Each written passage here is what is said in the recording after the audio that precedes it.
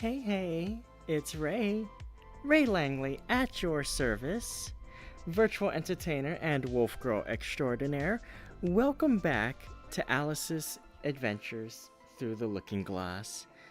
How is everyone today?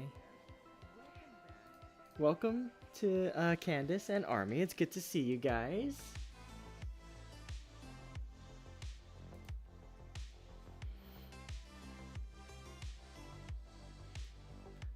Alright, let me go ahead and grab the link real quick for you guys.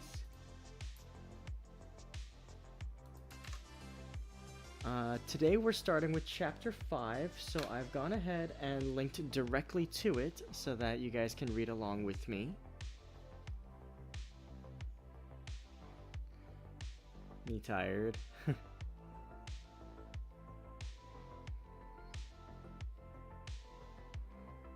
That's right, you are quite a ways away time-wise.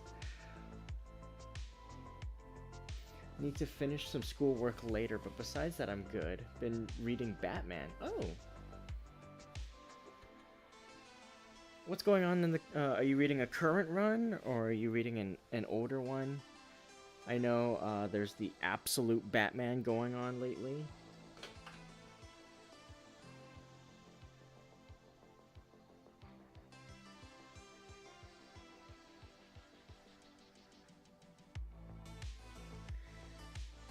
Alright, I'm gonna give everyone a second to go ahead and open the link.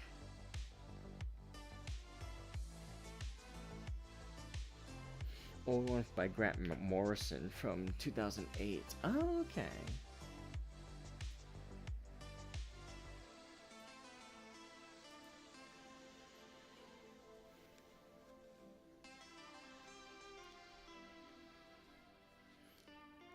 Alright. So, last we read, Alice found herself back in Wonderland. She interacted with the White Queen. She went out into the garden and talked to some flowers. Then they talked back to her. She was on a train for a bit. There were a bunch of insects. And then she met Tweedledum and Tweedledee. And that brought us to the end of chapter 4.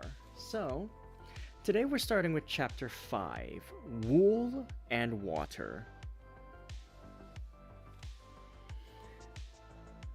I figure it was time for a change of scenery since, you know, Alice in Wonderland's got a bit more of a chess imagery. I tried to look for something that combined both chess and playing cards and couldn't find anything. So I figured, why not, you know, just go out to the park and set up a board. And something with Jabberwock. Yeah, something about a Jabberwock and a Vorpal blade, whatever that means. Alright then. Let's get started. Chapter 5. Wool and Water. She caught the shawl as she spoke and looked about for the owner. In another moment, the White Queen came running wildly through the wood, with both arms stretched out wide as if she were flying, and Alice very civilly went to meet her with the shawl. "I'm very glad I happened to be in the way," Alice said as she helped her to put on her shawl again. The White Queen only looked at her in a helpless, frightened sort of way and kept repeating something in a whisper to herself that sounded like bread and butter, bread and butter. And Alice felt as if there was to be any conversation at all, she must manage it herself. So she began rather timidly. "Am I addressing the White Queen?" "Well, yes, if you call that addressing," the Queen said. "It isn't my notion of the thing at all." Alice thought it would never do to have an argument at the very beginning of their conversation, so she smiled and said, "If your Majesty will only tell me the right way to begin, I'll do it as well as I can." "But I don't want it done at all," groaned the poor Queen. "I've been addressing myself for the last 2 hours. It would have been all the better, as it seemed to Alice, if she had got someone else to dress her. She was so dreadfully untidy. "Every single thing's crooked," Alice thought to herself, "and she's all over pins. May I put your shawl straight for you?" she added aloud. I don't know what's the matter with it, the Queen said in a melancholy voice. It's out of temper, I think. I've pinned it here and I've pinned it there, but there's no pleasing it. It can't go straight, you know, if you pin it all on one side, Alice said as she gently put it right for her. And dear me, what a state your hair is in. The brush has got entangled in it, the Queen said with a sigh, and I lost the comb yesterday. Alice carefully released the brush and did her best to get the hair into order. Come, you look rather better now, she said after altering most of the pins, but really you should have a lady's maid. I'm sure I'll take you with pleasure, the Queen said. 2 pence a week and jam every other day. Alice couldn't help laughing as she said, I don't want you to hire me, and I don't care for jam. It's very good jam, said the Queen. Well, I don't want any today, at any rate. You couldn't have it if you did want it, the Queen said. The rule is jam tomorrow and jam yesterday, but never jam today. It must come sometimes to jam today, Alice objected. No, it can't, said the Queen. It's jam every other day. Today isn't any other day, you know. I don't understand you, said Alice. It's dreadfully confusing. That's the effect of living backwards, the Queen said kindly. It always makes one a little giddy at first. Living backwards? Alice repeated in great astonishment. I never heard of such a thing. But there's one great advantage in it, that one's memory works both ways. I'm sure mine only works one way, Alice remarked. I can't remember things before they happen. It's a poor sort of memory that only works backwards, the Queen remarked. What sort of things do you remember best? Alice ventured to ask. Oh, things that happen the week after next, the Queen replied in a careless tone. For instance, now. She went on, sticking a large piece of plaster on her finger as she spoke. There's the King's messenger. He's in prison now, being punished, and the trial doesn't even begin till next Wednesday, and of course the crime comes last of all. Suppose he never commits the crime, said Alice. That would be all the better, wouldn't it? The Queen said as she bound the plaster round her finger with a bit of ribbon. Alice felt there was no denying that. Of course it would be all the better, she said, but it wouldn't be all the better his being punished. You're wrong there, at any rate, said the Queen. Were you ever punished? Only for faults, said Alice. And you're all the better for it, I know, the Queen said triumphantly. Yes, but then I had done the things I was punished for, said Alice. That makes all the difference. But if you hadn't done them, the Queen said, that would have been better still, better and better and better. Her voice went higher with each better till it got to quite a squeak at last. Let me try that real quick. That would have been better still, better and better and better. Alice was just beginning to say, there's a mistake somewhere, when the Queen began screaming so loud that she had to leave the sentence unfinished. Oh, oh, oh, shouted the Queen, shaking her head about as if she wanted to shake it off. My finger's bleeding. Oh, oh, oh, oh. Her screams were so exactly like the whistle of a steam engine that Alice had to hold both her hands over her ears. What is the matter? She said as soon as there was a chance of making herself heard. Have you pricked your finger? I haven't pricked it yet, the Queen said, but I shall soon. Oh, oh, oh. When do you expect to do it? Alice asked, feeling very much inclined to laugh. When I fasten my shawl again, the poor Queen groaned out. The brooch will come undone directly. Oh, oh. As she said the words, the brooch flew open, and the Queen clutched wildly at it and tried to clasp it again. Take care, cried Alice. You're holding it all crooked. And she caught at the brooch, but it was too late. The pin had slipped, and the Queen had pricked her finger. That accounts for the bleeding, you see, she said to Alice with a smile. Now you understand the way things happen here. But Why don't you scream now? Alice asked, holding her hands ready to put over her ears again. Why, I've done all the screaming already, said the Queen. What would be the good of having it all over again? By this time it was getting light. The crow must have flown away, I think, said Alice. I'm so glad it's gone. I thought it was the night coming on. I wish I could manage to be glad, the Queen said. Only I never can remember the rule. You must be very happy living in this wood, and being glad whenever you like. Only it is so very lonely here, Alice said in a melancholy voice, and at the thought of her loneliness, 2 large tears came rolling down her cheeks.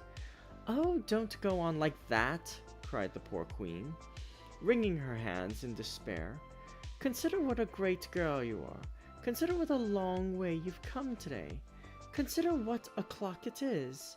Consider anything, only don't cry. Alice could not help laughing at this, even in the midst of her tears.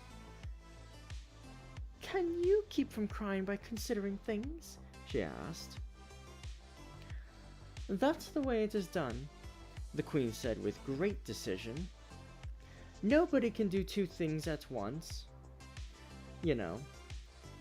Let's consider your age to begin with. How old are you? I'm 7.5 exactly.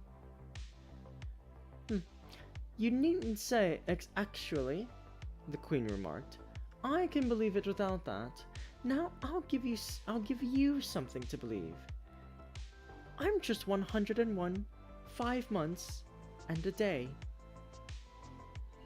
I can't believe that, said Alice. Can't you? Said the Queen in a pitying tone. Try again. Draw a long breath and shut your eyes. Alice laughed. There's no use in trying, she said. One can't believe impossible things. I dare say you haven't had much practice, said the Queen. When I was your age, I always did it for half an hour a day. Why, sometimes I've believed as many as 6 impossible things before breakfast. Oh, there goes the shawl again. The brooch had come undone as she spoke, and a sudden gust of wind blew the Queen's shawl across a little brook. The Queen spread out her arms again and went flying after it. And this time she succeeded in catching it for herself. I've got it, she cried in a triumphant tone. Now you shall see me pin it on again all by myself. Then I hope your finger is better now, Alice said very politely as she crossed the little brook after the Queen.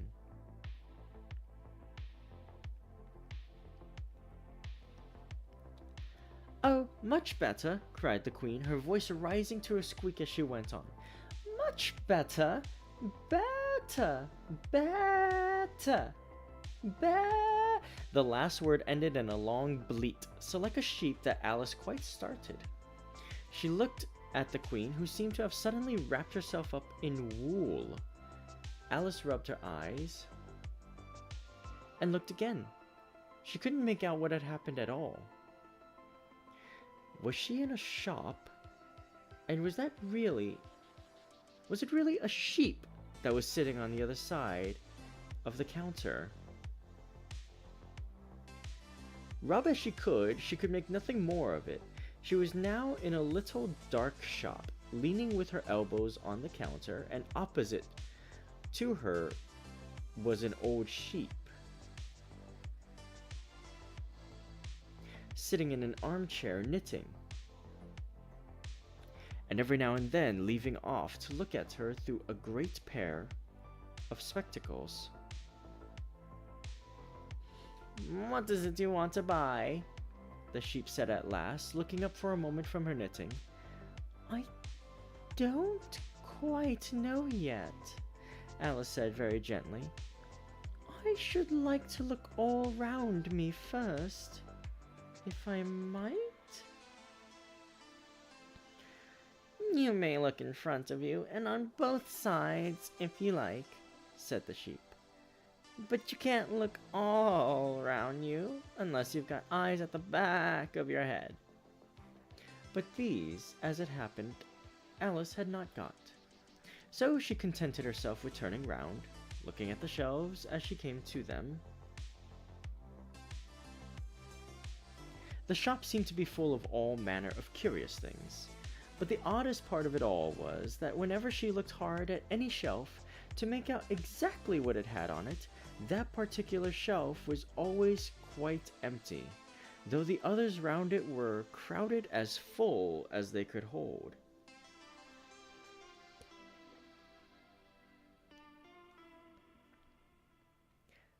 Things flow about so here, she said at last in a plaintive tone, after she had spent a minute or two in vain pursuing a large bright thing that looked sometimes like a doll and sometimes like a work-box, and was always in the shelf next above the one she was looking at.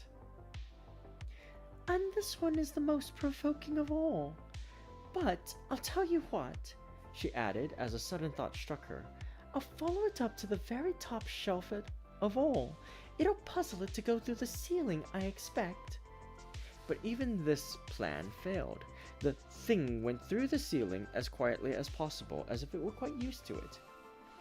Are you a child or a teetotum? The sheep said as she took up another pair of needles. You'll make me giddy soon if you go on turning round like that. She was now working with 14 pairs at once, and Alice couldn't help looking at her in great astonishment. How can she knit with so many? The puzzled child thought to herself.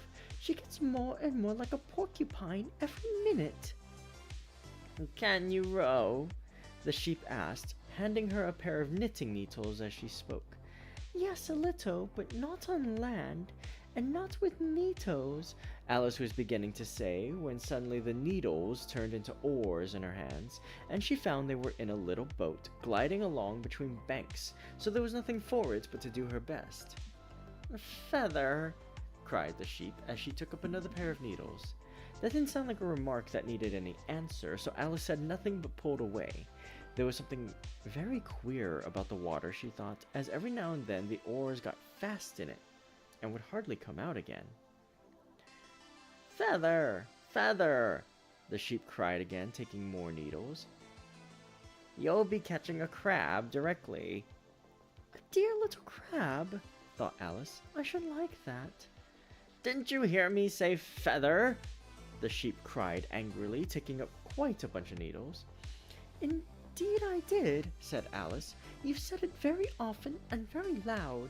Please, where are the crabs? In the water, of course, said the sheep, sticking some of the needles into her hair as her hands were full. Feather, I say. Why do you say feather so often? Alice asked at last, rather vexed. I'm not a bird. You are, said the sheep. You're a little goose.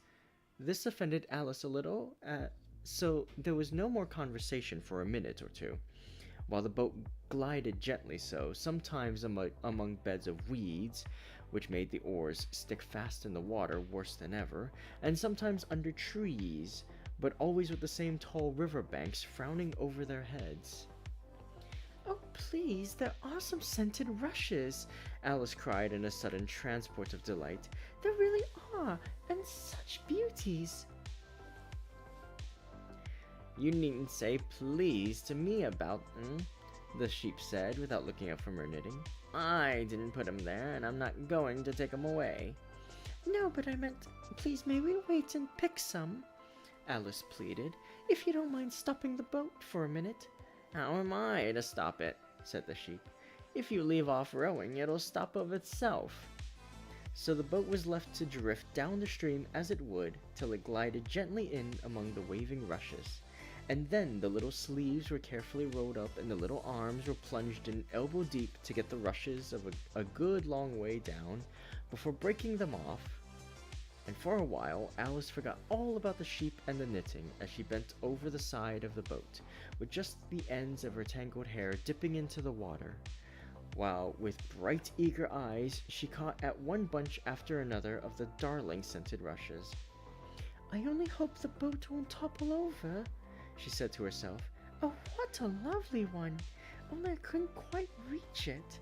And it certainly did seem a little provoking, almost as if it happened on purpose, she thought.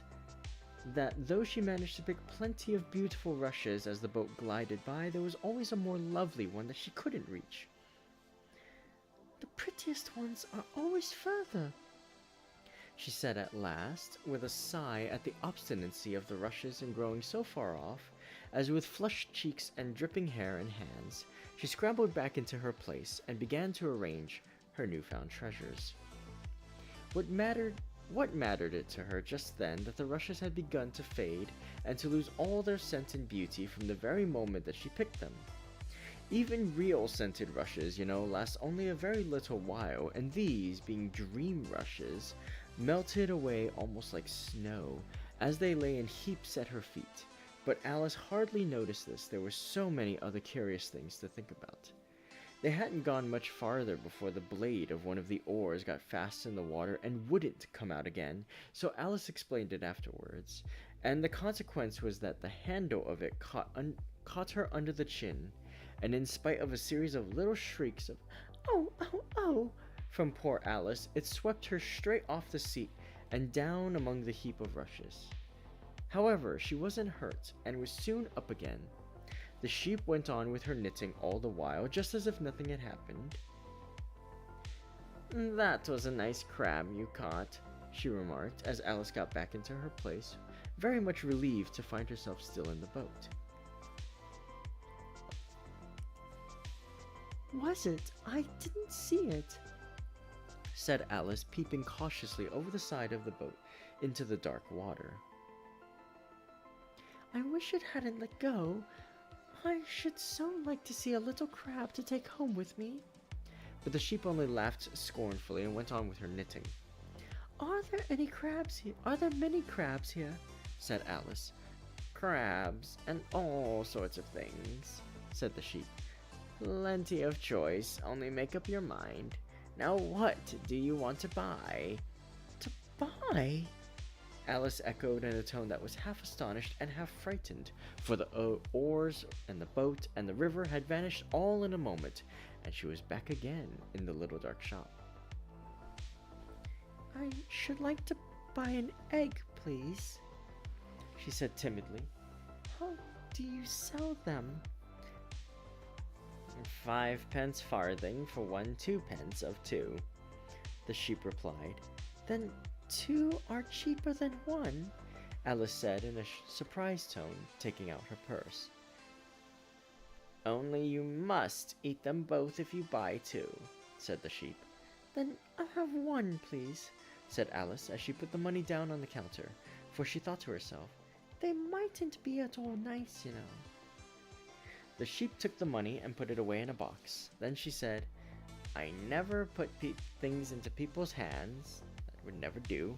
You must get it for yourself." And so saying, she went off to the other end of the shop and set the egg upright on a shelf. "I wonder why it wouldn't do," thought Alice as she groped her way among the tables and chairs, for the shop was very dark towards the end. "The egg seems to get further away the more I walk towards it. Let me see, is this a chair? Why, it's got branches, I declare. How very odd to find trees growing here. And actually, here's a little brook. Well, this is the very queerest shop I ever saw." So she went on, wondering more and more at every step, as everything turned into a tree the moment she came up to it, and she quite expected the egg to do the same.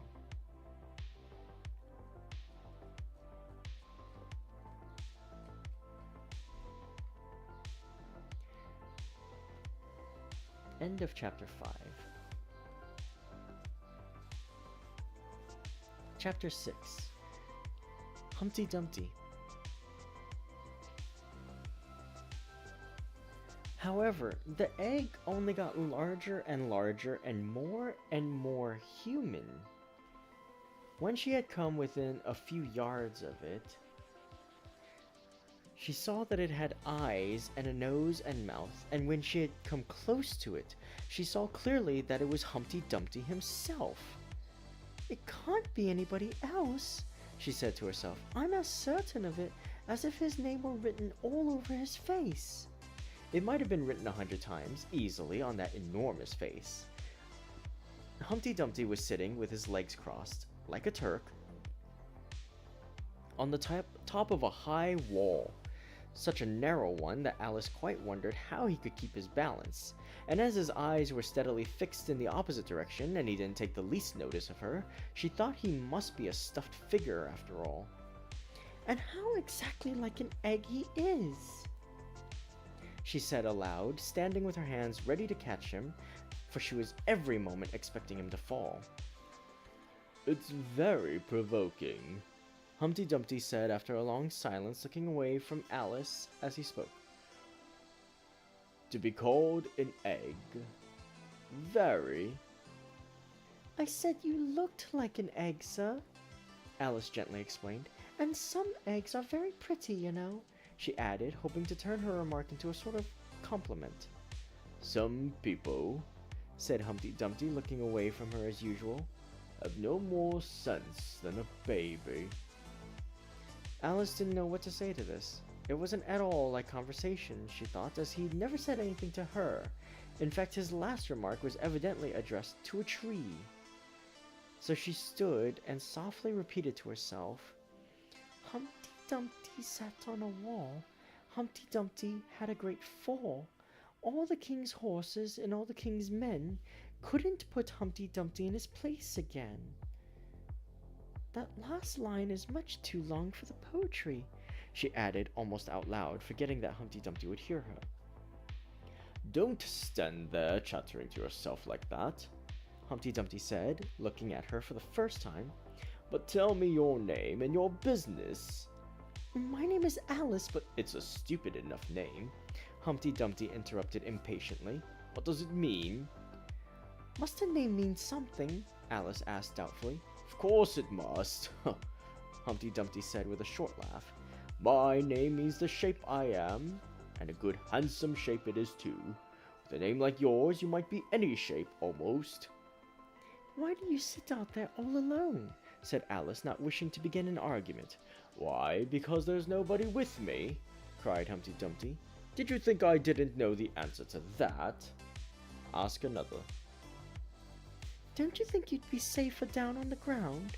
Alice went on, not with any idea of making another riddle, but simply in her good-natured anxiety for the queer creature.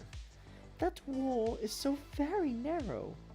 What tremendously easy riddles you ask, Humpty Dumpty growled out. Of course I don't think so. Why, if ever I did fall off, which there's no chance of, but if I did... Here he pursed his lips and looked so solemn and grand that Alice could hardly help laughing. If I did fall, he went on, the king has promised me with his very own mouth to send all his horses and all his men, Alice interrupted rather unwisely. Now I declare that's too bad, Humpty Dumpty said, breaking into a sudden passion. You've been listening at doors and behind trees and down chimneys, or you couldn't have known it. I haven't indeed, Alice said very gently. It's in a book. Ah, well, they may write such things in a book, Humpty Dumpty said in a calmer tone. That's what you call a history of England, that is. Now take a good look at me. I'm one that has spoken to a king, I am. Mayhap you'll never see such another, and to show you I'm not proud, you may shake hands with me. And he grinned almost from ear to ear as he leant forwards, and as nearly as possible, fell off the wall in doing so, and offered Alice his hand. She watched him a little anxiously as she took it. If he smiled much more, the ends of his mouth might meet behind, she thought, and then I don't know what would happen to his head. I'm afraid it would come off. Yes, all the horses and all his men, Humpty Dumpty went on. They'd pick me up again in a minute, they would. However, this conversation is going on a little too fast.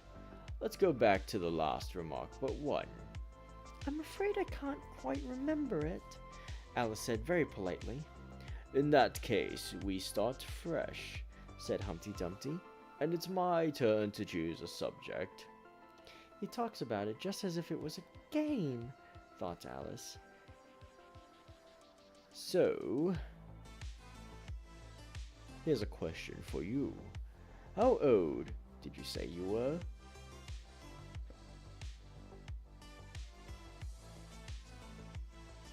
Alice made a short calculation and said, 7 years and 6 months. Wrong! Humpty Dumpty exclaimed triumphantly. You never said a word like it. I thought you meant how old are you? Alice explained. If I meant that, I'd have said it, said Humpty Dumpty. Alice didn't want to begin another argument, so she said nothing. 7 years and 6 months, Humpty Dumpty repeated thoughtfully. An uncomfortable sort of age. Now, if you'd asked my advice, I'd have said leave off at 7, but it's too late now. I never ask advice about growing, Alice said indignantly. Too proud? The other inquired. Alice felt even more indignant at this suggestion. I mean, she said, that one can't help growing older. One can't, perhaps, said Humpty Dumpty, but two can with proper assistance. You might have left off at 7. What a beautiful belt you've got on, Alice suddenly remarked. They had had quite enough of the subject of age, she thought, and if they really were to take turns in choosing subjects, it was her turn now. At least, she corrected herself on second thoughts. A beautiful cravat, I should have said so. No, a belt, I beg your pardon, she added in dismay, for Humpty Dumpty looked thoroughly offended, and she began to wish she hadn't chosen that subject. If I only knew, she thought to herself, which was neck and which was waist. Evidently Humpty Dumpty was very angry, though he said nothing for a minute or two. When he did speak again, it was in a deep growl. It is a most provoking thing, he said at last, when a person doesn't know a cravat from a belt. I know it's very ignorant of me, Alice said, in so humble a tone that Humpty Dumpty relented. It's a cravat, child, and a beautiful one, as you say. It's a present from the White King and Queen. There now. Is it really? Said Alice, quite pleased to find that she had chosen a good subject after all. They gave it to me, Humpty Dumpty continued thoughtfully as he crossed one knee over the other and clasped his hands around it.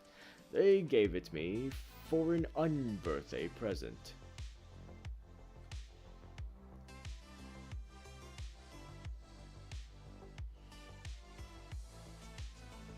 I beg your pardon, Alice said with a puzzled air. I'm not offended, said Humpty Dumpty. What is an unbirthday present? Present given when it isn't your birthday, of course. Alice considered a little. I like birthday presents best, she said at last. You don't know what you're talking about, cried Humpty Dumpty. How many days are there in a year? 365, said Alice. And how many birthdays have you? 1. And if you take 1 from 365, what remains? 364, of course. Humpty Dumpty looked doubtful. I'd rather see that done on paper, he said. Alice couldn't help smiling as she took out her memorandum book and worked the sum for him. Humpty Dumpty took the book and looked at it carefully. Well, that seems to be done right, he began.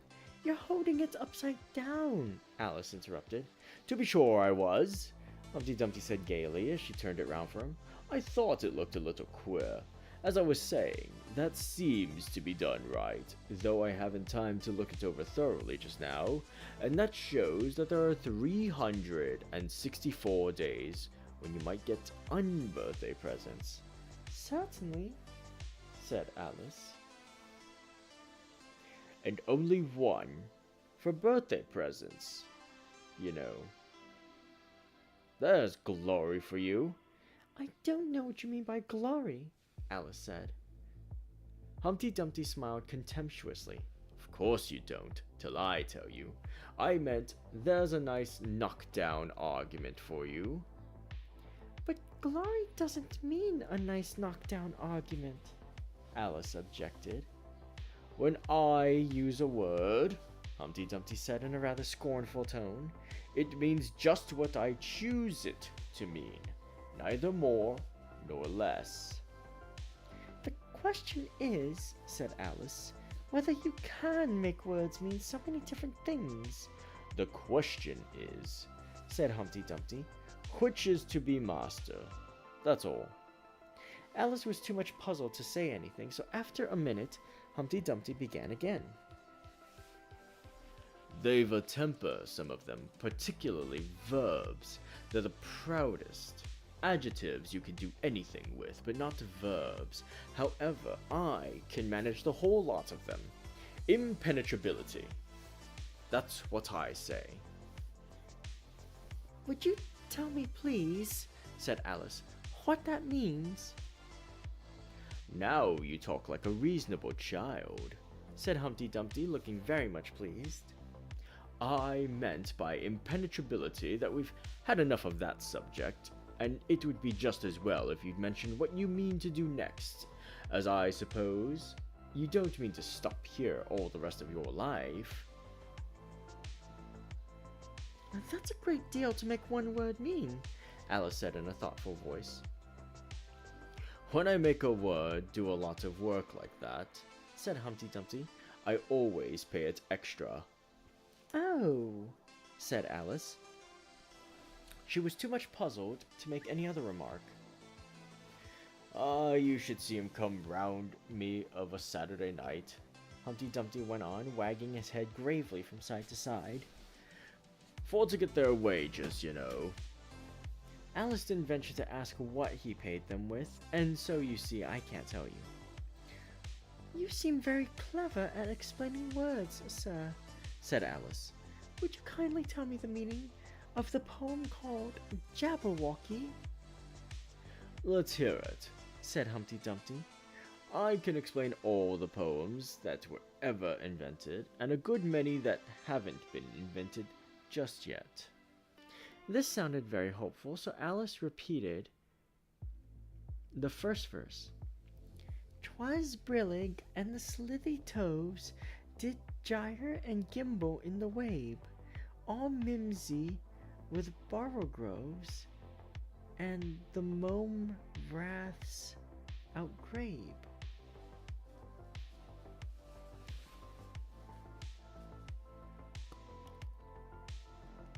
That's enough to begin with, Humpty Dumpty interrupted.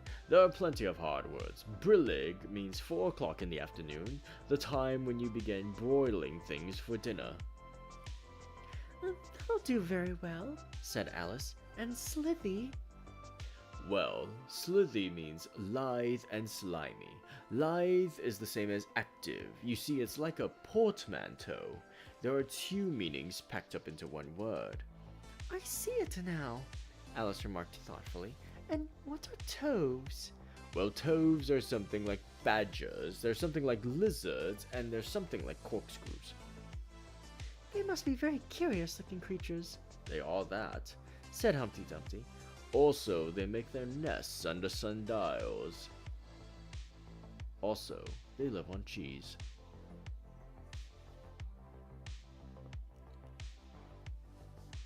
And what's the gyre and to gimble? The gyre is to go round and round like a gyroscope. To gimble is to make holes like a gimlet. And the wabe is the grass plot around a sundial, I suppose, said Alice, surprised at her own ingenuity.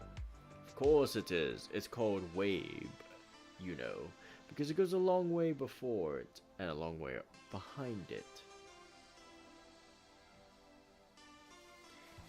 And a long way beyond it on each side, Alice added. Exactly so. Well then, mimsy is flimsy and miserable, there's another portmanteau for you, and a borogrove is a thin, shabby-looking bird with its feathers sticking out all round something like a live mop.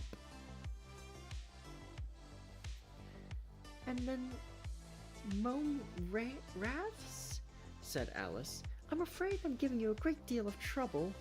Well, a wrath is a sort of green pig, but mome I'm not certain about. I think it's short for from home, meaning that they lost their way, you know. And what does outgrabe mean? Well, outgrabing is something between bellowing and whistling with a kind of sneeze in the middle. However, you'll hear it done, maybe, done in the wood yonder, and when you've once heard it, you'll be quite content. Who's been repeating all that hard stuff to you? I read it in a book, said Alice, but I had some poetry repeated to me much easier than that, by Tweedledee, I think it was. As to poetry, you know, said Humpty Dumpty, stretching out one of his great hands, I can repeat poetry as well as other folk if it comes to that. Oh, it needn't come to that, Alice hastily said, hoping to keep him from beginning.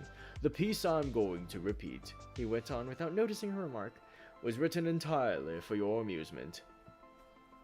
Alice felt that, in that case, she really ought to listen to it. So she sat down. She said, "Thank you," rather sadly.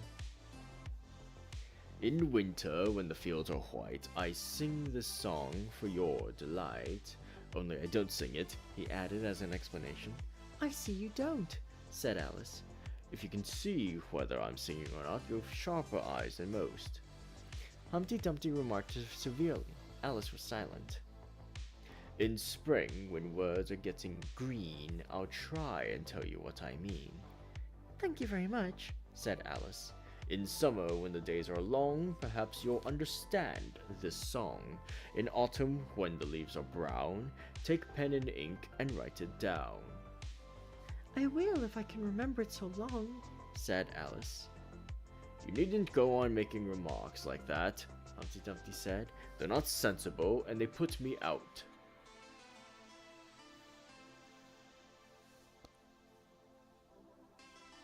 I sent a message to the fish. I told them this is what I wish. The little fishes of the sea, they sent an answer back to me. The little fish's answer was, we cannot do it, sir, because... I'm afraid I don't understand, said Alice. It gets easier further on, Humpty Dumpty replied. I sent to them again to say, it will be better to obey. The fishes answered with a grin, why, what a temper you are in. I told them once, I told them twice, they would not listen to advice. I took a kettle large and new, fit for the deed I had to do. My heart went hop, my heart went thump. I filled the kettle at the pump. Then someone came to me and said, the little fishes are in bed. I said to him, and I said it plain, then you must wake them up again. I said it very loud and clear. I went and shouted in his ear. Humpty Dumpty raised his voice almost to a scream as he repeated this verse, and Alice thought with a shudder, I wouldn't have been the messenger for anything. But he was very still and proud. He said, you needn't shout so loud. And he was very proud and stiff. He said, I'd go and wake them if... I took a corkscrew from the shelf. I went to wake them up myself. And when I found the door was locked, I pulled and pushed and kicked a nut. And when I found the door was shut, I tried to turn the handle, but...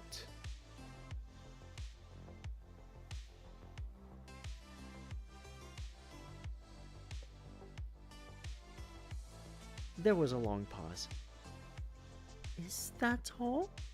Alice timidly asked. That's all, said Humpty Dumpty. Goodbye. This was rather sudden, Alice thought, but after such a very strong hint that she ought to be going, she felt that it would hardly be civil to stay. So she got up and held out her hand. Goodbye, till we meet again, she said as cheerfully as she could. I shouldn't know you again if we did meet, Humpty Dumpty replied in a discontented tone, giving her one of his fingers to shake. You're so exactly like other people. The face is what one goes by, generally, Alice remarked in a thoughtful tone. That's just what I complain of, said Humpty Dumpty. Your face is the same as everybody has. The 2 eyes. So, marking their places in the air with his thumb. Nose in the middle, mouth under. It's always the same. Now, if you had the two eyes on the same side of the nose, for instance, or the mouth at the top, that would be some help.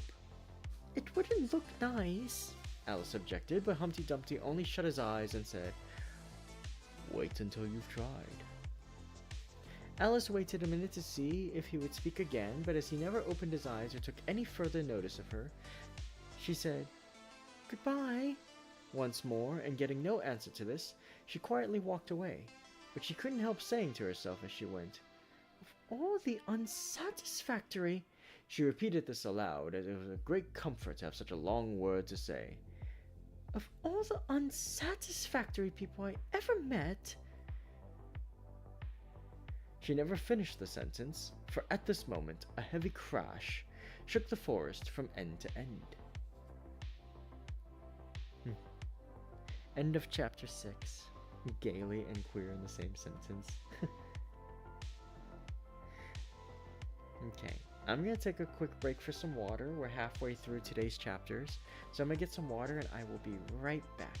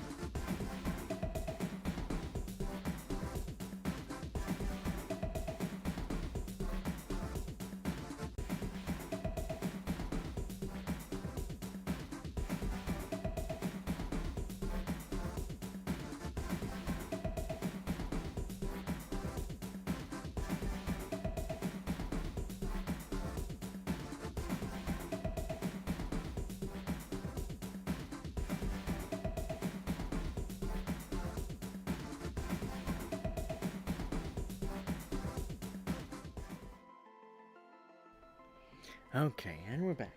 Nice and hydrated.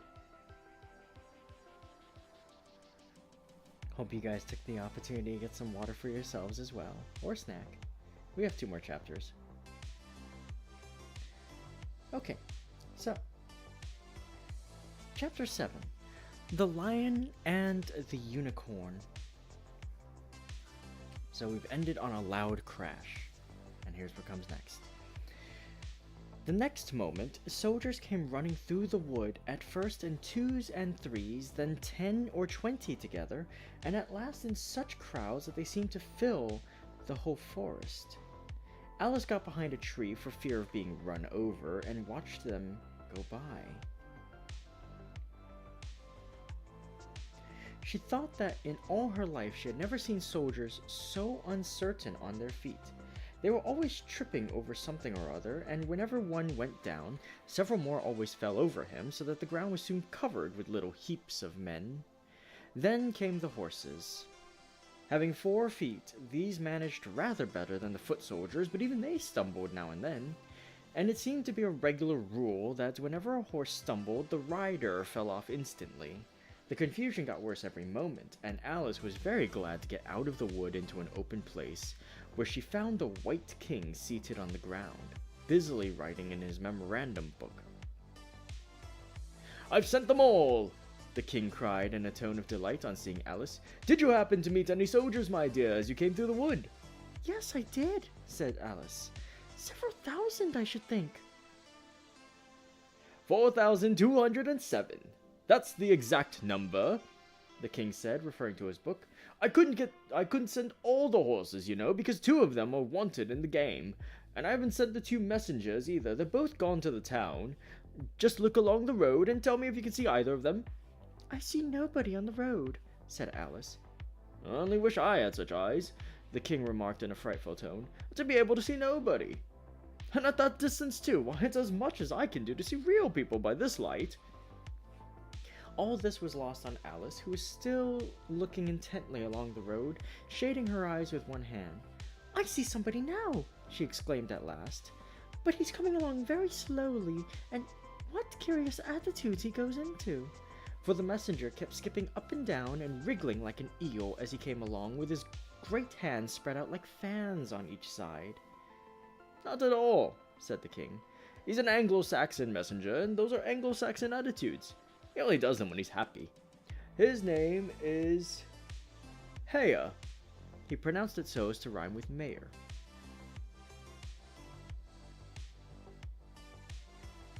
"I love my love with an H," Alice couldn't help beginning, "because he is happy. I hate him with an H, because he is hideous. I fed him with ham sandwiches and hay. His name is Heya, and he lives..." "He lives on the hill," the king remarked simply, without the least idea that he was joining in the game, while Alice was still hesitating for the name of a town beginning with H. "The other messenger's called Hatter. I must have 2, you know, to come and go. One to come and one to go." "I beg your pardon?" said Alice. "It isn't respectable to beg," said the king. "I only meant that I didn't understand," said Alice. "Why one to come and one to go?" "Didn't I tell you?" the king repeated impatiently. "I must have 2, to fetch and carry. One to fetch and one to carry." At this moment the messenger arrived. He was far too much out of breath to say a word, and could only wave his hands about and make the most fearful faces at the poor king. This young lady loves you with an H," King said, introducing Alice in the hope of turning off the messenger's attention from himself. But there was no use. The Anglo-Saxon attitudes only got more extraordinary every moment, while the great eyes rolled wildly from side to side. "You alarm me," said the king. "I feel faint. Give me a ham sandwich." On which the messenger, to Alice's great amusement, opened a bag that hung round his neck and handed a sandwich to the king, who devoured it greedily. "Another sandwich," said the king. "There's nothing but hay left now," the messenger said, peeping into the bag. "Hay then," the king murmured in a faint whisper. Alice was glad to see that it had revived him a good deal. There's nothing like eating hay when you're faint," he remarked to her as he munched away. "I should think throwing cold water over you would be better," Alice suggested. "Or some sal volatile?" "I didn't say there was nothing better," the king replied. "I said there was nothing like it." Which Alice did not venture to deny. "Who'd you pass on the road?" the king went on, holding out his hand to the messenger for some more hay. "Nobody," said the messenger. "Quite right," said the king. "This young lady saw him too, so of course nobody walks slower than you." "I do my best," the messenger said in a sulky tone. sure nobody walks much faster than I do. You can't do that, said the king, or you'd have been here first. However, now you've got your breath, you may tell us what's happened in the town. I'll whisper it, said the messenger, putting his hands to his mouth in the shape of a trumpet, and stooping so as yet to get close to the king's ear. Alice was sorry for this, as she wanted to hear the news too. However, instead of whispering, he simply shouted at the top of his voice, "They're at it again!" "You call that a whisper?" cried the poor king, jumping up and shaking himself. "If you do such a thing again, I'll have you buttered." "It went through and through my head like an earthquake." It would have to be a very tiny earthquake, thought Alice. Who are at it again? She ventured to ask. "Why, the lion and the unicorn, of course," said the king. Fighting for the crown? "Yes, to be sure," said the king. "And the best of the joke is that it's my crown all the while. Let's run and see them." And they trotted off, Alice repeating to herself as she ran the words of an old song. The lion and the unicorn were fighting for the crown. The lion beat the unicorn all round the town. Some gave them white bread, some gave them brown. Some gave them plum cake and drummed them out of town. Does the one that wins get the crown? She asked as well as she could, for the run was putting her quite out of breath. Oh, let me try that again. Does the one that wins get the crown? "Dear me, no," said the king. "What an idea."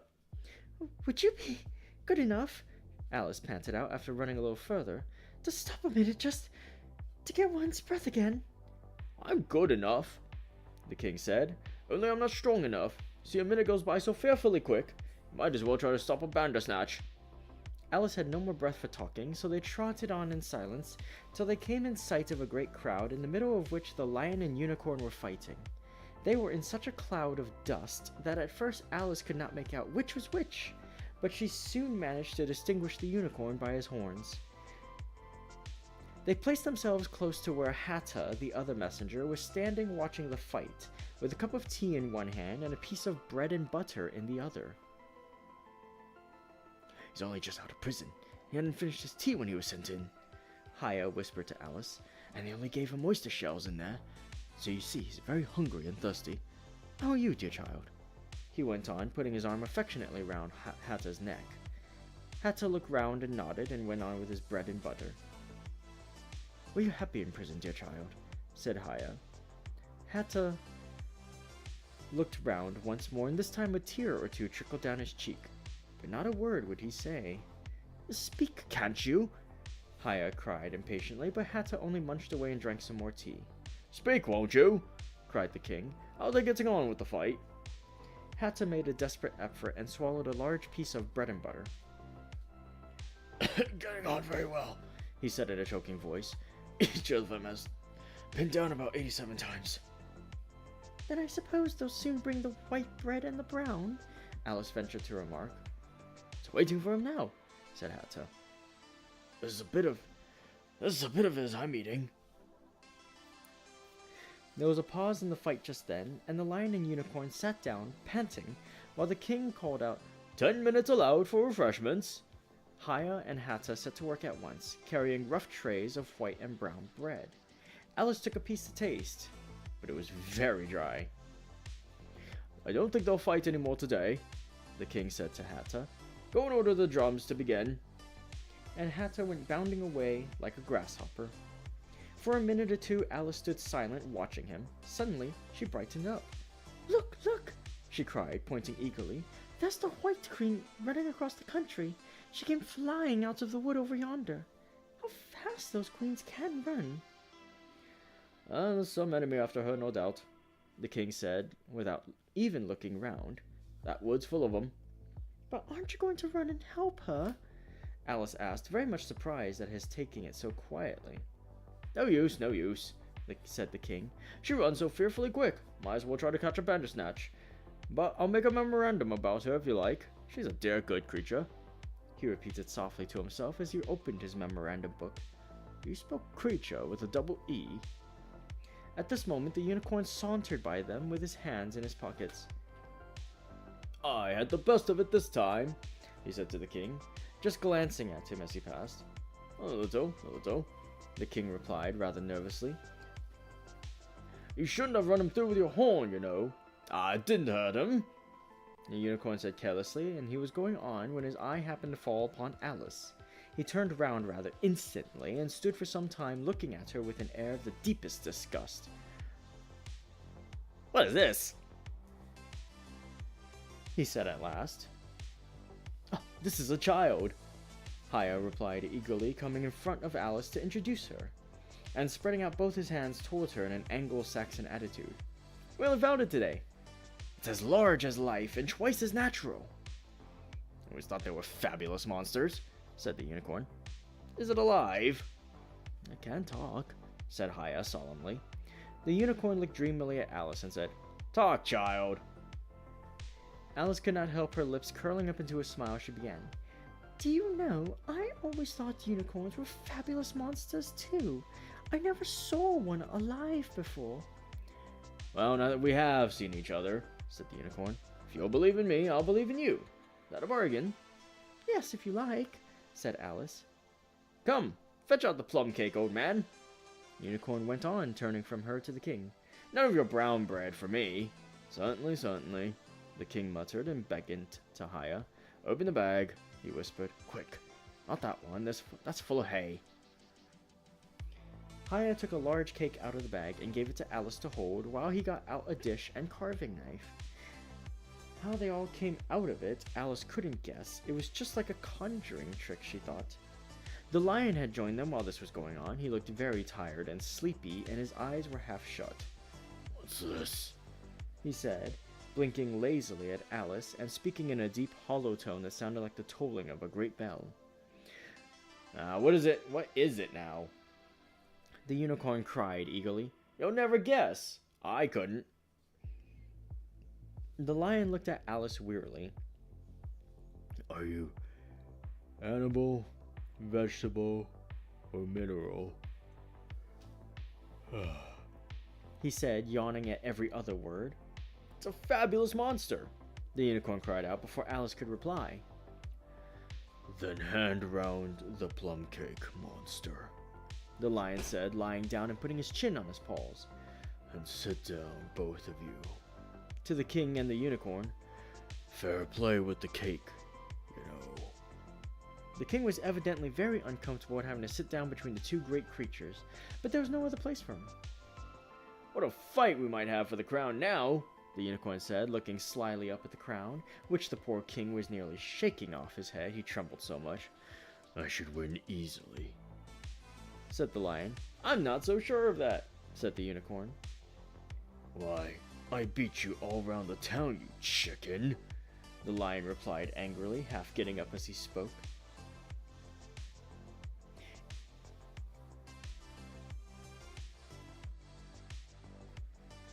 Here the king interrupted to prevent the quarrel going on. He was very nervous and his voice quite quivered. All round the town, he said. That's a good long way. Did you go by the old bridge or the marketplace? You get the best view of the old bridge. I'm sure I don't know, the lion growled as he lay down again. There was too much dust to see anything. What a time the monster is cutting up that cake. Alice had seated herself on the bank of a little brook with the great dish on her knees and was sawing away diligently with the knife. It's very provoking, she said in reply to the lion.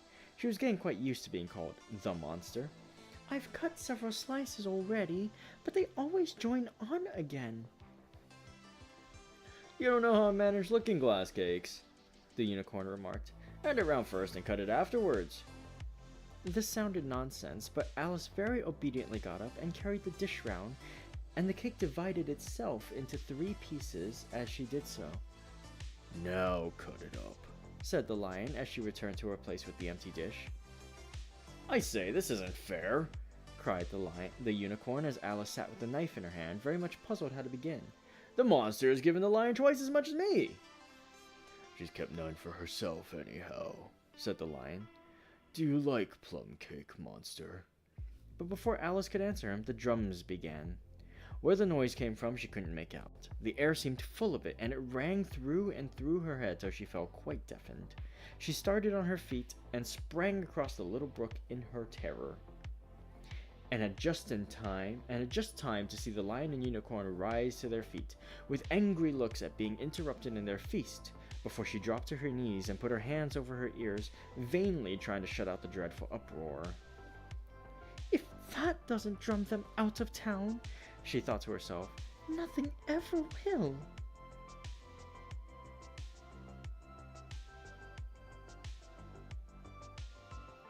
End of chapter 7. And here we come to chapter 8, our last chapter for today. It's my own invention. After a while, the noise seemed gradually to die away till all was dead silence, and Alice lifted up her head in some alarm. There was no one to be seen, and her first thought was that she must have been dreaming about the lion and the unicorn and those queer Anglo-Saxon messengers. However, there was the great dish still lying at her feet, on which she had tried to cut the plum cake. "So I wasn't dreaming after all," she said to herself. Unless we're all part of the same dream. Only I do hope it's my dream and not the Red King's. I don't like belonging to another person's dream," she went on in a rather complaining tone. "I have a great mind to go and wake him and see what happens." At this moment her thoughts were interrupted by a loud shouting of, "Ahoy! Ahoy, Check!" And a knight dressed in crimson armor came galloping down upon her, brandishing a great club. Just as he reached her, the horse stopped suddenly. "You're my prisoner," the knight cried as he tumbled off his horse. Startled as he was, Alice was more frightened for him than for herself at the moment, and watched him with some anxiety as he mounted again. As soon as he was comfortably in the saddle, he began once more, "You're my—" but here another voice in, "Ahoy! Ahoy! Check!" And Alice looked round in some surprise for the new enemy. This time it was a white knight. He drew up to Alice's side and tumbled off his horse just as the red knight had done. Then he got on again, and the two knights sat and looked at each other for some time without speaking. Alice looked from one to the other in some bewilderment. "She's my prisoner, you know," the red knight said at last. "Yes, but then I came and rescued her," the white knight replied. "Well, we must fight for her then," said the red knight as he took up his helmet, which hung from the saddle and was something the shape of a horse's head, and put it on. "You will observe the rules of battle, of course," the white knight remarked, putting on his helmet too. "I always do," said the red knight, and they began banging away at each other with such fury that Alice got behind a tree to be out of the way of the blows. "I wonder now what the rules of battle are," she said to herself as she watched the fight, timidly peeping out from her hiding place. "One rule seems to be that if one knight hits the other, knocks him off his horse, and if he misses, he tumbles off himself.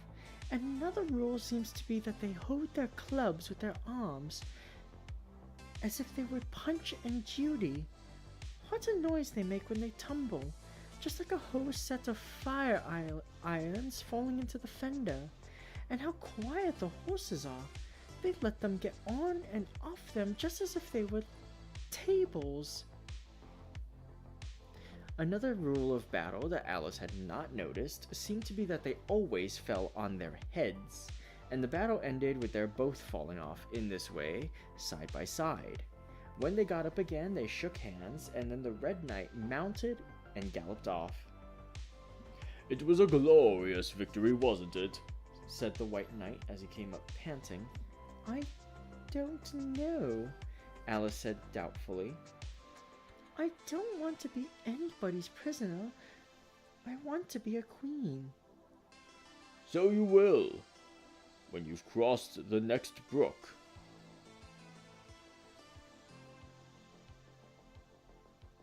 said the white knight. "I'll see you safe to the end of the wood, and then I must go back, you know. That's the end of my move." "Thank you very much," said Alice. "May I help you off with your helmet?" It was evidently more than he could manage by himself. However, she managed to shake him out of it at last. Now one can breathe more easily, said the knight, putting back his shaggy hair with both hands and turning his gentle face and large, mild eyes to Alice. She thought she had never seen such a strange-looking soldier in all her life. He was dressed in tin armor, which seemed to fit him very badly, and he had a queer-shaped little deal box fastened across his shoulder, upside down and with the lid hanging open. Alice looked at it with great curiosity. I see you're admiring my little box, the knight said in a friendly tone. It's my own invention, to keep clothes and sandwiches in. You see, I carry it upside down so that the rain can't get in. But the things can get out, Alice gently remarked. Do you know the lid's open? I didn't know it, the knight said, a shade of vexation passing over his face. Then all the things must have fallen out, and the box is no use without them. He unfastened it as he spoke and was just going to throw it into the bushes when a sudden thought seemed to strike him, and he hung it carefully on a tree. Can you guess why I did that? He said to Alice. Alice shook her head. In hopes some bees may make a nest in it. Then I should get the honey. But you've got a beehive or something like one fastened to the saddle, said Alice. Yes, it's a very good beehive, the knight said in a discontented tone. One of the best kind, but not a single bee has come near it yet. And the other thing is a mousetrap. I suppose the mice keep the bees out, or the bees keep the mice out. I don't know which. I was wondering what the mousetrap was for, said Alice. It isn't very likely there'd be any mice on the horse's back. Not very likely, perhaps, said the knight, but if they do come, I don't choose to have them running all about. You see, he went on after a pause, it's as well to be provided for everything. That's the reason the horse has all those anklets round his feet. But what are they for? Alice asked in a tone of great curiosity. To guard against the bites of sharks, the knight replied. It's an invention of my own. And now help me on. I'll go with you to the end of the wood. What's the dish for? It's meant for plum cake, said Alice. We'd better take it with us, the knight said. It'll come in handy if we find any plum cake. Help me to get it into this bag. This took a very long time to manage, though Alice held the bag open very carefully because the knight was so very awkward in putting in a last. There are so many candlesticks in the bag. And he hung it to the saddle, which was already loaded with bunches of carrots and fire irons, and many other things. I hope you've got your hair well fastened on, he continued as they set off. Only in the usual way, Alice said, smiling. That's hardly enough, he said anxiously. You see, the wind is so very strong here. It's as strong as soup. Have you invented a plan for keeping the hair from being blown off? Alice inquired. Not yet, said the knight, but I've got a plan for keeping it from falling off. I should like to hear it very much. First you take an upright stick, said the knight. Then you make your hair creep up it, like a fruit tree. Now the reason hair falls off is because it hangs down. Things never fall upwards, you know. It's a plan of my own invention. You may try it if you like.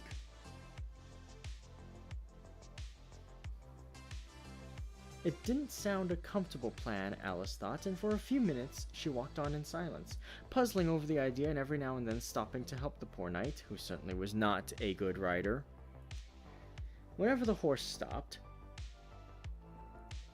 which it did very often, he fell off in front, and whenever it went on again, which it generally did rather suddenly, he fell off behind.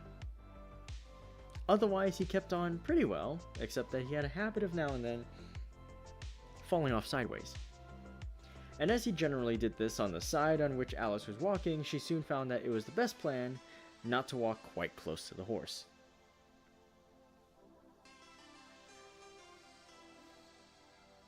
afraid you've not had much practice in riding, she ventured to say as she was helping him up from his 5th tumble. The knight looked very much surprised and a little offended at the remark. What makes you say that?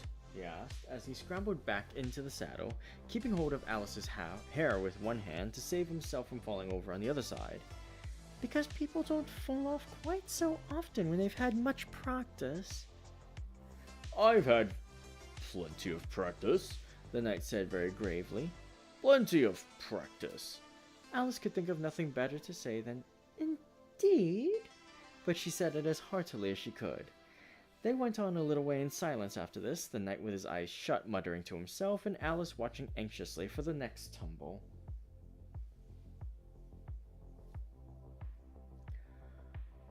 The great art of riding, the knight suddenly began in a loud voice, waving his right arm as he spoke, is to keep... Here the sentence ends as suddenly as it had begun, as the knight fell heavily on the top of his head, exactly in the path where Alice was walking. She was quite frightened this time, and said in an anxious tone as she picked him up, "I hope no bones are broken." None to speak of, the knight said, as if he didn't mind breaking 2 or 3 of them. The great art of riding, as I was saying, is to keep your balance properly. Like this, you know. He let go of the bridle and stretched out both his arms to show Alice what he meant, and this time he fell flat on his back, right under the horse's feet. Plenty of practice, he went on repeating all the time that Alice was getting him on his feet again. Plenty of practice. "It's too ridiculous!" cried Alice, losing all her patience this time. "You ought to have a wooden horse on wheels, that you ought!" Does that kind go smoothly? the knight asked in a tone of great interest, clasping his arms around the horse's neck as he spoke, just in time to save himself from tumbling off again. Much more smoothly than a live horse," Alice said with a little scream of laughter, in spite of all she could do to prevent it. "I'll get one," the knight said thoughtfully to himself. "One or two several." There was a short silence after this, and then the knight went on again.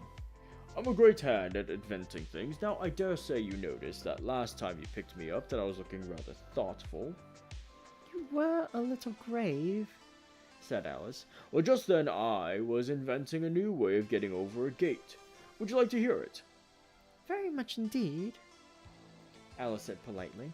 "I'll tell you how I came to think of it," said the knight. "You see, I said to myself, the only difficulty is with the feet. The head is high enough already. Now, first I put my head on the top of the garden, on the gate. Then I stand on my head. Then the feet are high enough, you see. Then I'm over, you see." "Yes, I suppose you'd be over when that was done," Alice said thoughtfully, "but don't you think it would be rather hard?" "I haven't tried it yet," the knight said gravely. "So I can't tell for certain, but I'm afraid it would be a little hard."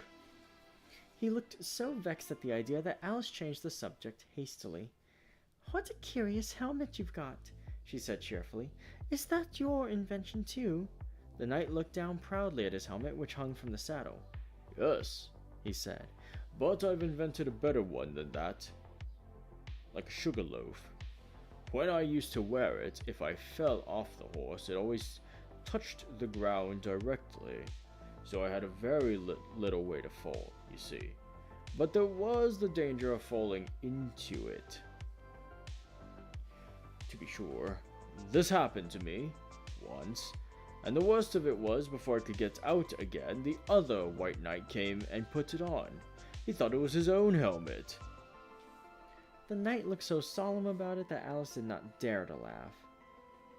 "I'm afraid you must have hurt him," she said in a trembling voice, "being on the top of his head." "I had to kick him, you know, of course," the knight said very seriously. "And then he took the helmet off again, but it took hours and hours to get me out. I was as fast as lightning, you know." "But that's a different kind of fastness," Alice objected. The knight shook his head. "There's all kinds of fastness with me, I can assure you," he said. He raised his hands in some excitement as he said this, and instantly rode out of the saddle and fell headlong into a deep ditch. Alice ran to the side of the ditch to look for him. She was rather startled by the fall, as for some time he had kept on very well, and she was afraid that he really was hurt this time. However, though she could see nothing but the soles of his feet, she was much relieved to hear that he was talking on in his usual tone. All kinds of fastness, he repeated, but it was careless of him to put another man's helmet on, with the man in it, too. How can you go on talking so quietly, head downwards? Alice asked as she dragged him out by the feet and laid him in a heap on the bank. The knight looked surprised at the question. What does it matter where my body happens to be? He said. My mind goes on working all the same. In fact, the more head downwards I am, the more I keep inventing new things. Now the cleverest thing of the sort that I ever did, he went on after a pause, was inventing a new pudding during the meat course. In time to have it cooked for the next course, said Alice. Well, not the next course, the knight said in a slow, thoughtful tone. No, certainly not the next course. Then it'd have to be the next day. I suppose you wouldn't have 2 pudding courses in one dinner. Well, not the next day, the knight repeated as before. Not the next day. In fact, he went on, holding his head down and his voice getting lower and lower, I don't believe that pudding ever was cooked. In fact, I don't believe that pudding ever will be cooked. And yet it was a very clever pudding to invent. What did you mean it to be made of? Alice asked, hoping to cheer him up, for the poor knight seemed quite low-spirited about it. It began with blotting paper. The knight answered with a groan. That wouldn't be very nice, I'm afraid. Not very nice alone, he interrupted, quite eagerly, but you've no idea what a difference it makes mixing it with other things, such as gunpowder and sealing wax. And here I must leave you. They had just come to the end of the wood. Alice could only look puzzled. She was thinking of the pudding. You're sad, the knight said in an anxious tone. Let me sing you a song to comfort you. Is it very long? Alice asked, for she had a good deal of poetry. She had heard a good deal of poetry that day. It's long, said the knight, but very, very beautiful. Everybody that hears me sing it, either it brings the tears into their eyes, or else... Or else what? Said Alice, for the knight had made a sudden pause. Or else it doesn't, you know. The name of the song is called Haddock's Eyes. Oh, that's the name of the song, is it? Alice said, trying to feel interested. No, you don't understand, the knight said, looking a little vexed. That's what the name is called. The name really is The Aged Man. Then I ought to have said, that's what the song is called, Alice corrected herself. No, you oughtn't. That's quite another thing. The song is called Ways and Means, but that's only what it's called, you know. Well, what is the song, then? Said Alice, who by this time was completely bewildered. I was coming to that, the knight said. The song really is a sitting on a gate. And the tune's my own invention. So saying, he stopped his horse and let the reins fall on its neck. Then, slowly beating time with one hand, and with a faint smile lighting up his gentle, foolish face, as if he enjoyed the music of his song, he began. Of all the strange things that Alice saw in her journey through the looking-glass, this was the one that she always remembered most clearly. Years afterwards, she could bring the whole scene back again as if it had been only yesterday. The mild blue eyes and kindly smile of the knight, the setting sun gleaming through his hair and shining on his armor in a blaze of light that quite dazzled her, the horse quietly moving about, with the reins hanging loose on his neck, cropping the grass at her feet, and the black shadows of the forest behind All this she took in like a picture, as with one hand shading her eyes, she leant against a tree, watching the strange pair and listening in a half-dream to the melancholy music of the song. But the tune isn't his own invention, she said to herself. It's I give thee all, I can no more. She stood and listened very attentively, but no tears came into her eyes. Okay, if this is a melody, then I give thee all, I can no more. Huh. You know what? Let me check real quick to see if this song actually exists, and if it does, maybe I can try to find like the meter for it, so I can give an authentic performance. One sec.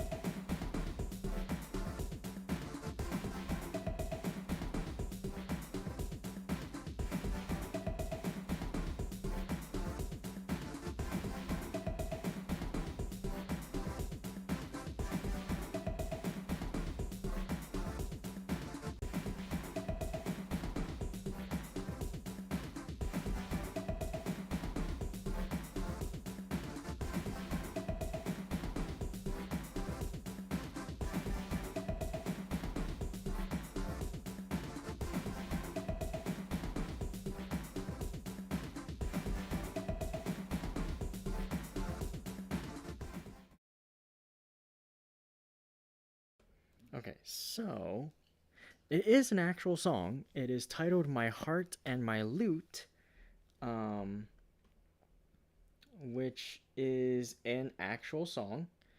Um, what do you call it? Uh, Attributed to a Sir Henry Bishop from the early 19th century. Yeah, it's a real song. So there's that. If you guys are interested, you can search for My Heart and My Lute, or I Give Thee All, I Can No More. I don't actually feel confident singing that right now, completely off the cuff. I'll give it a try. Um, But if it's bad, well, I only just learned about this song literally right now, live on air, with you guys. So, forgive me if it's not perfect. So I'm gonna go ahead and I'm gonna give it a try. But I'll tell thee everything I can, there's little to relate. I saw an aged man a-sitting on a gate. Who are you, aged man? I said, and how is it you live? And his answer trickled through my head like water through a sieve. He said, I look for butterflies that sleep among the wheat. I make them into mutton pies and sell them in the street. I sell them unto men, he said, who sail on stormy seas, and that's the way I get my bread, a trifle if you please. But I was thinking of a plan to dye when whiskers green, and always use so large a fan that they could not be seen. So having no reply to give to what the old man said, I cried, come tell me how you live, and thumped him on the head. His accent smile took up the tale, he said, I go my ways, and when I find a mountain rill, I set it in a blaze. And thence they make a stuff they call Rollins Macassar oil, yet 2 pence halfpenny is all they give me for my toil. But I was thinking of a way to feed oneself on batter, and so go on from day to day, getting a little fatter. I shook him well from side to side until his face was blue. Come tell me how you live, I cried, what it is you do. He said, I hunt for haddocks' eyes among the heather bright, and work them into waistcoat buttons in the silent night.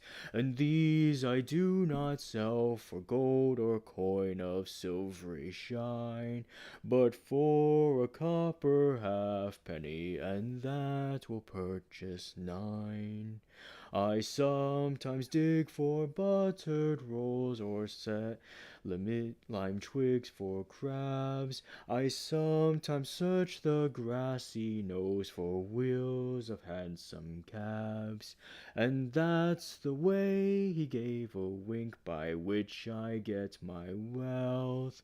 And very gladly will I drink your honor's noble health.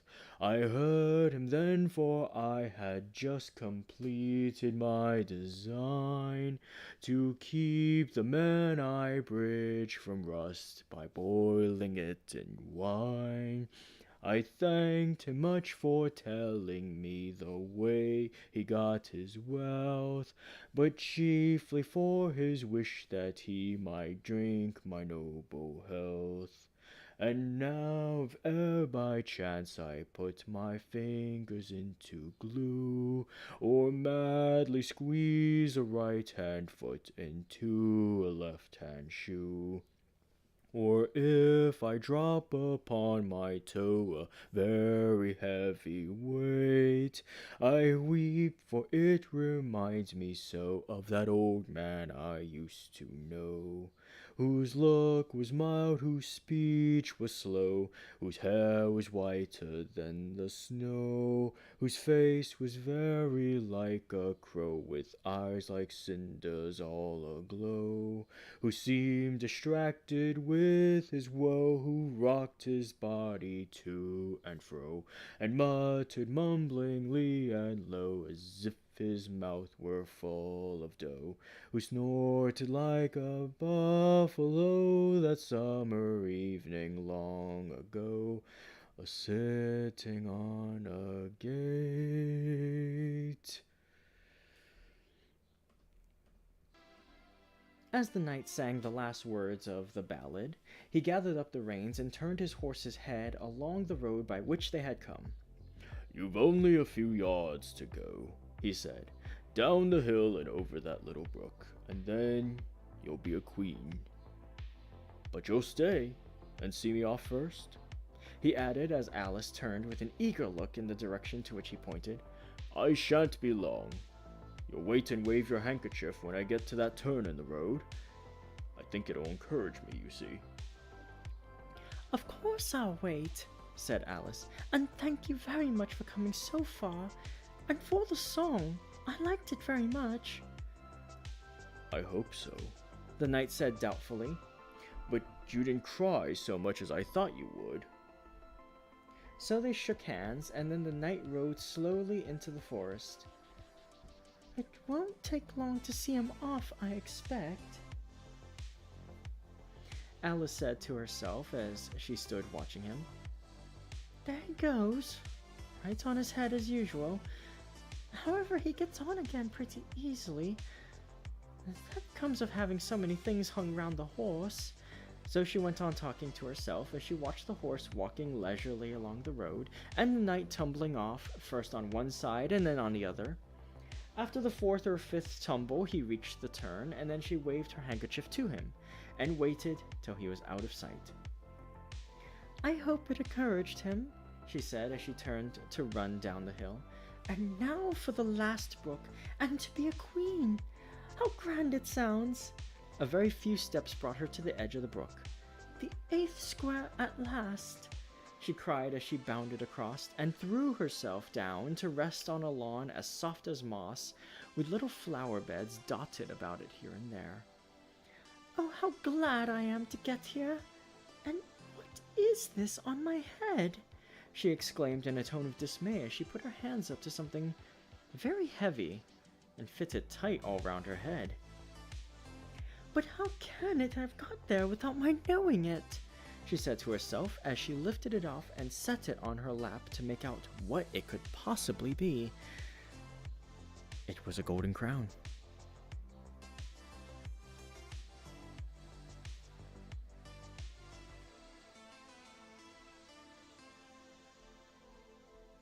And that's the end of chapter 8.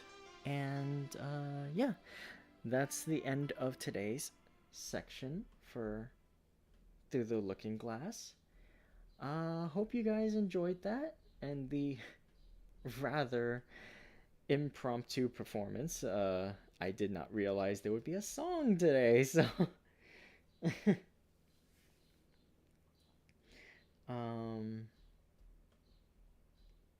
that was fun. Oh god, the words really do fit into the melody. Can't believe Lewis Carroll invented the first song parody ever. But yeah, that was pretty fun. Hope you guys enjoyed the performance, the voices as usual, and the, like I said, the unexpected singing. That was a lot of fun. I think next week we'll finish it off, so that'll be another story for the books, as it were. As the saying goes, that's another one for the books. And yeah, I think that brings us up to, goodness, how many books have I read this year so far? I think my goal was to do 5 unique stories this year. So far I have done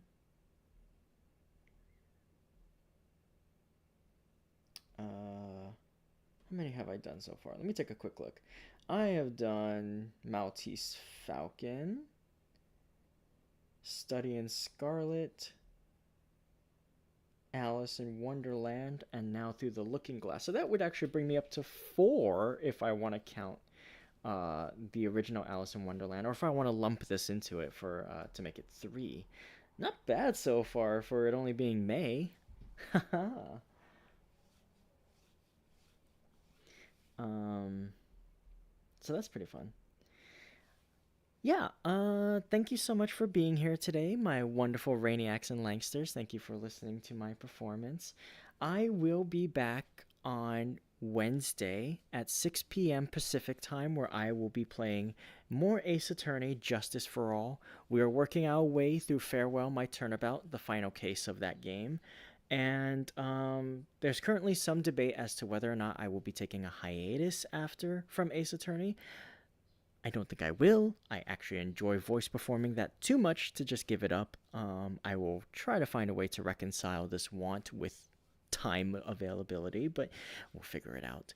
And then Thursday, I will be, same time, 6 p.m. Pacific, I will be playing more Cuphead.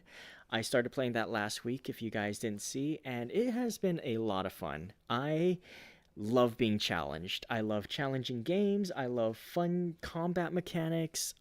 So I love, figuring out rhythms and combat like strategies.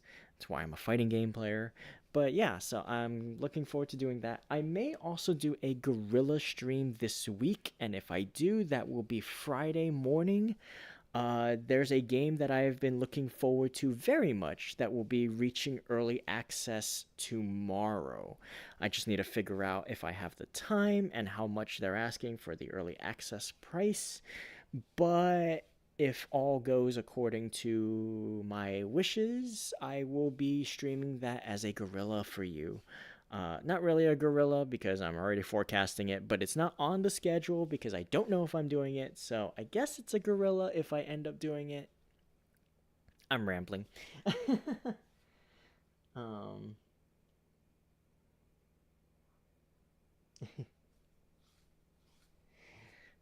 but yeah, it's just been a lot of fun. Getting to read more for you guys, and yeah, we are in week 45 now. We are just 7 weeks away from week 52, which is crazy to me because, wow, only 7 weeks away?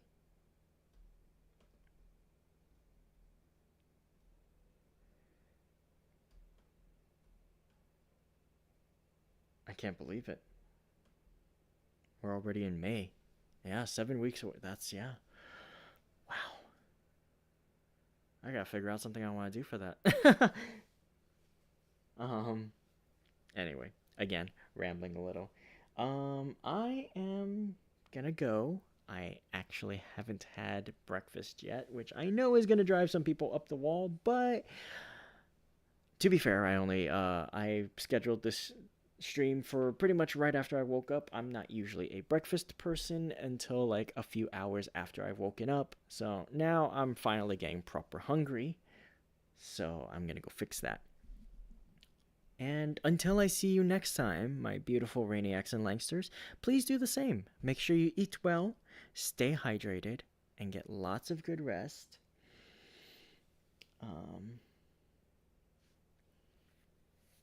Be kind to yourselves. Be excellent to each other. And have a radiant rest of your day. And of course, as always, don't forget to unshrimp yourselves. This has been Ray Langley, virtual entertainer and wolf girl extraordinaire. And if you've liked what you've heard, please make sure to like and subscribe. And yeah, hope to see you next time. Take care, everyone. Bye bye.